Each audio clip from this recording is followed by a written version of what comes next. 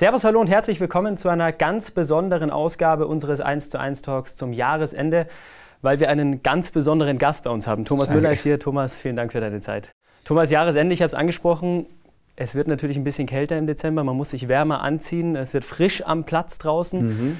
Aber auch die vergangenen Spiele waren natürlich sehr intensiv, jetzt die vergangenen Wochen. Wie ist die Gemütslage? Was sind für Rückmeldungen von Körper und Geist da? Nee, wir sind natürlich zufrieden jetzt mit dem Verlauf von den letzten Spielen, aber klar, die Jahreszeit, die ist jetzt nicht die Lieblingsjahreszeit der Fußballer.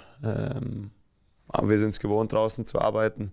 Es gibt ja kein schlechtes Wetter, nur schlechte Kleidung, und wenn man sich genügend bewegt, dann wird es einem auch warm. Also die Jahreszeit ist angenommen worden beim FC Bayern München. Ich möchte euch noch mal kurz das Talk-Format erklären. Wir werden uns jetzt im Laufe dieses Talks den ein oder anderen Einspielfilm anschauen und dann über diesen Beitrag reden mit Thomas Müller. Und den Anfang macht eine Person, Thomas, die kennst du sehr gut, Werner Kern. Ja, Herr Kern, servus.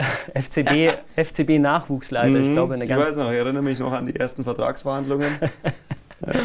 Eine ganz prägende Figur, glaube ich, auch. Ja, da müssten noch Schleifspuren drin sein auf dem Verhandlungstisch, wo er mich drüber gezogen hat. Dazu haben wir leider kein Statement, aber er hat mal Folgendes über dich gesagt. Da haben wir rein. Thomas Müller zum Beispiel, der war ein super Spieler in der Jugend. Und bei Thomas hat man auch gesehen, dass er besessen ist. Ich kann mich erinnern, wir sind auf einer Auswärtsfahrt gewesen zum 1. FC Nürnberg, B-Jugend. Und da war der Thomas Müller hinter mir gesessen mit zwei Freunden, zwei Kollegen, die in der B-Jugend spielen. Die haben nur über Fußball geredet die ganze Zeit. Die wussten alles aus dem Kicker. Ich habe mich gefreut wie ein kleines Kind. Ich habe denen immer zugehört, wie sie sich unterhalten haben. Es war großartig. Besessenheit, hinterher sein, Fußball denken Tag und Nacht. Und Thomas hat natürlich auch noch sein Abitur in Weilheim gemacht. Was auch, und ist 40 Kilometer zu jedem Training und zu jedem Spiel. Top. Mein neuer PR-Berater. Herr Kern, vielen Dank. Also der hat wirklich viele Hindernisse weggeräumt und der ist Gott sei Dank sehr belohnt worden für das, was er für den Fußball gemacht hat und für sich selber. Wow. Ich glaube, es geht runter wie Öl, oder? Ja, danke, Herr Kern. Ja, Teile davon waren ja nur Tatsachenberichte, aber klar, es nehmen natürlich viele Spieler oder alle Jugendspieler in Deutschland und auf der Welt sehr viel auch auf sich, und nur ein ganz kleiner Teil schafft es dann am Ende wirklich. Natürlich, es gibt auch manche, die haben vielleicht auch noch mal mehr Biss als die anderen, die einen haben vielleicht auch mehr Talent, aber du brauchst auch immer das nötige Glück im richtigen Moment, wenig Verletzungen. Natürlich, man kann auch viel dafür tun, wenig verletzt zu sein, aber manche Situationen und so gerade so Unfälle passieren einfach, also da steckst nicht drin. Aber klar, er hat ein paar richtige Sachen auch erzählt. Es war schon so, ich war schon immer wirklich gut, ich war auch immer in den Auswahlmannschaften, habe dann auch in die Jugendnationalmannschaft reingeschnuppert. Also ist jetzt nicht so, dass meine Karriere jetzt ganz aus dem Nichts kam, aber ich war natürlich jetzt, ich bin ja heutzutage im Vergleich vielleicht auch zu Mitspielern, was jetzt die reine, den Körper, wenn man sich anschaut, von der Athletik her, da gibt es sicherlich welche, da sagt man, okay, wow, das sind richtige Maschinen. Da bin ich eher natürlich der geschmeidige Typ oder der bewegliche. Und dementsprechend, gerade auch in der Jugend, war es jetzt noch nicht so, dass ich den irgendjemandem körperlich überlegen war, sondern auch eher vielleicht unterlegen, jetzt nicht von der Größe, aber schon von der Statur her. Aber ich habe dadurch natürlich auch lernen müssen und gelernt, andere Wege zu finden, um zum Tor zu kommen. Und das hilft mir natürlich jetzt, gerade wo es auch immer körperlicher wird, immer noch.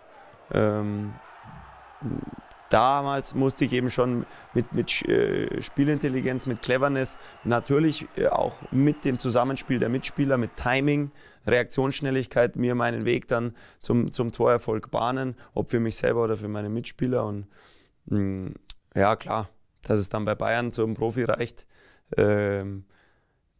das war nicht vorherzusehen, und da haben natürlich auch viele Sachen gestimmt zu dieser Zeit damals. Eine andere große Qualität, die du zweifelsohne hast, ist auch die Kommunikationsstärke auf dem Platz. Hermann Gerland war es, der diesen Begriff oder diese Bezeichnung für dich geprägt hat, Radio Müller.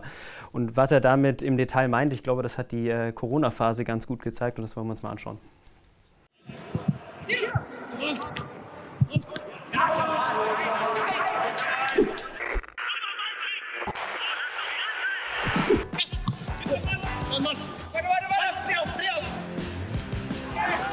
Rechts!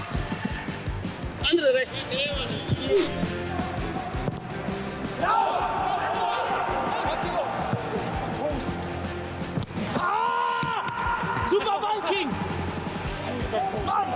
Mann! Ach, ey, der kleine Schubser, du! Super Ball! Ja, Coco nach vorne! Ja! Hol den Ball, mach weiter!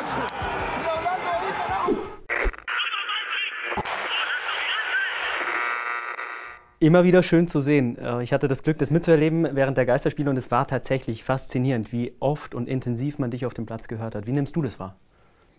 Ja, es war jetzt natürlich eine Mischung. Es war natürlich jetzt ein Zusammenschnitt, wo auch ein paar lustige Situationen dabei sind. Das trifft es jetzt nicht. Gut, dieser Begriff Radio Müller, der ist ja auch so ein bisschen suffisant, sage ich mal. Der trifft jetzt nicht genau das, was mit Kommunikation auf dem Fußballplatz gemeint ist, wenn davon aus fußballtaktisch-technischer Sicht gesprochen wird. Natürlich, es geht um Kommandos, es geht um Information. Es geht da auch darum, für mich selber auch im Spiel zu sein. Wenn ich viel spreche, wenn ich in den Aktionen dabei bin, dann bin ich auch wach. Dann bin ich auch, wenn der Ball dann zu mir kommt, bereit. Also das hilft mir selber auch. Und natürlich soll es natürlich auch den Mitspielern helfen. Information. Jeder braucht ab und zu, auch ich brauche ab und zu Aufforderung. Man nimmt sich ja auch manchmal dann so seine Pausen, die man sich eigentlich gar nicht selber nehmen will. Aber man denkt so, ja, vielleicht muss ich jetzt nicht mit nach hinten laufen. Und wenn du dann einen hast, der nochmal kurz mit der Peitsche liebevoll einen mitgibt, dann machst du die Meter. Und bei 5 von 10 Szenen brauchst du die Meter vielleicht gar nicht machen, weil der andere es rettet, aber bei 5 bist du eine Hilfe. Und das andere sind natürlich jetzt, bei den leeren Stadien hat man ja diese ganz normale Kommunikation, die ja Menschen während so einer Interaktion, Fußballspiel einfach treffen, diese leisen Sachen, die man dann trotzdem gehört hat. Klar, auf dem Fußballplatz ist nicht immer, oder ich bin da, es ist nicht immer alles bierernst. Ob mit Mitspieler oder Gegenspieler, man versucht ja auch selber die Situationen direkt dann natürlich zu verarbeiten. Also es ist ein witziger Zusammenschnitt, aber man darf es auch nicht vermischen. Das eine ist wirklich sachdienliche Kommunikation und natürlich auch eine gewisse Führungsaufgabe, die ich auch als wichtig erachte, und das andere ist natürlich auch ein bisschen Flachs und Menschsein. Du sprichst es aber an, diese Anführermentalität, die da natürlich auch dahinter steckt. Wird man da reingeboren? Wird man zu so einem Anführer auf dem Platz? Wie ist da die Entwicklung? Ich bin da relativ einfach. Es liegt natürlich auch ein bisschen an der Entwicklung, wahrscheinlich auch durch den Erfolg, das Selbstvertrauen. Ein gewisses Selbstvertrauen brauchst du natürlich dazu, um andere auch vermeintlich auf Schwachstellen anzusprechen, weil es kann ja auch ein Widerwort geben, ist ja auch okay, fair enough, aber mir ist es wichtiger, ich habe in meiner Prioritätenliste ganz oben, dass wir das Spiel gewinnen, und weiter unten kommt dann, ob ich mich jetzt dann dabei gut fühle oder nicht, sage ich mal. Selbst wenn mal eine Situation passiert und man sich mal aus dem Fenster lehnt, egal ob jetzt durch Kommunikation oder ob man mal irgendwo die Klappe zu weit aufgerissen hat, kann es ja immer passieren, dass man da den Bumerang zurückbekommt. Das ist mir aber nicht so wichtig, ob das sich dann vielleicht mal schlecht anfühlt, sondern wichtig ist für mich, in dem Moment, wenn ich Fußball spiele, will ich dieses Spiel gewinnen. Und wenn ich das Gefühl habe, es hilft weiter, das anzusprechen oder irgendwas anzusprechen, dann nehme ich es auch in Kauf, da vielleicht auch eine kurze Diskussion einzugehen. Und also das ist eigentlich der Hauptfokus. Weil am Ende ist es schön, wenn du am Abend heimkommst und du hast gewonnen, dann hast du einen Frieden mit dir selber, mit der Welt. Und wenn du irgendwas liegen lässt, natürlich, ob du gewinnst oder verlierst, liegt jetzt nicht nur daran, ob du sprichst oder nicht, aber es sind halt kleine Bausteine. Bei mir persönlich jetzt, sagen wir mal, die Statistik, die sieht auch sehr gut aus. Trotzdem habe ich immer so noch manchmal das Gefühl, dass wir es als Mannschaft und auch ich persönlich, dass wir es eigentlich noch ein bisschen besser können, dass wir ja auch noch viel liegen lassen, so Situationen, sowohl offensiv als auch defensiv. Also ich glaube, es geht noch mehr bei all den Superlativen, die man natürlich trotzdem vielleicht sich zur Seite legen kann. Weiß nicht, wie viele Tore wir jetzt schon geschossen haben. Wir hatten auch sicherlich sehr überzeugende Spiele dabei. Aber es ist ja auch immer schön, wenn noch ein bisschen Luft nach oben ist. Hast du ja gerade gesagt, es gibt ein paar Stellschrauben, die man vielleicht noch ein bisschen justieren kann. Ich schwanke auch immer so zwischen, ja, sei nicht so streng, aber andererseits, der Anspruch muss schon auch noch mal ein höherer sein für uns als Truppe. Aber das Meckern auf hohem Niveau. Aber wir wollen natürlich ganz nach oben. Das ist es ja. Wir wollen nicht zufrieden sein, ordentlich zu performen, sondern wenn du jetzt in der Champions League so eine Gruppenphase spielst, wie wir es jetzt gemacht haben, dann willst du auch in das Finale kommen. Und dazu sind halt perfektere Leistungen möglich, als dass wir es schon manchmal dabei hatten. Das ist vielleicht so auch dieses typische Bayern-Gehen. Naja, Bayern-Gehen, hör mir doch auf. Das ist doch Gibt's alles nicht? Käse. Gibt's nicht aus deiner Sicht? Weißt du, was das Bayern-Gehen ist? Das ist ganz leicht zu erklären.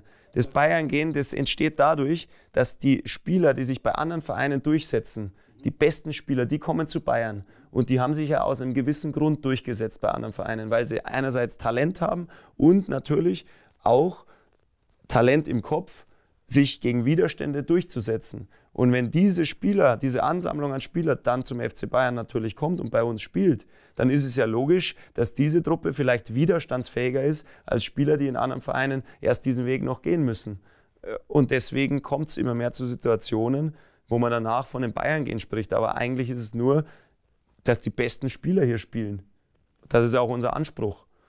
Und bester Spieler heißt eben nicht nur, dass einer einen guten Schuss hat und schnell laufen kann, sondern bester Spieler heißt, dass der das gesamte Paket hat. Und da gehört natürlich diese Bissigkeit und Widerstandsfähigkeit auch dazu. Eigentlich relativ simpel. Aber eine sehr gute Aber wenn man Erklärung. es sich nicht erklären will oder nicht kann, dann ist natürlich das Bayern-Gehen auch gern genommen. Ein gern genommener Begriff auf jeden Fall. Einer, der es auf jeden Fall verinnerlicht hat, auch sicher nach deiner Definition, ist Julian Nagelsmann, der jetzt mittlerweile nicht mehr ganz so neuer Trainer, schon etabliert auf der Position. Was hat er für einen Anteil an dem Erfolg, an der aktuellen Situation auch? Ein Trainer kann die Mannschaft verändern, kann die Spieler verändern, kann sich selbst verändern. Der ist dafür verantwortlich, was auf dem Platz passiert. Natürlich muss der auch Strukturen schaffen, um Verantwortung nach unten hin weiterzugeben. Das ist ja auch klar, aber auch da ist er verantwortlich dafür. Und bisher haben wir ja schon gesagt, Rekorde und Torrekorde. Also für eine erste Saison, fürs erste halbe Jahr, ohne Anlaufschwierigkeiten. Wir hatten Abgänge im Sommer, wir hatten auch Zugänge, aber Abgänge von Spielern, die auch hier den Verein aus dem FF kennen.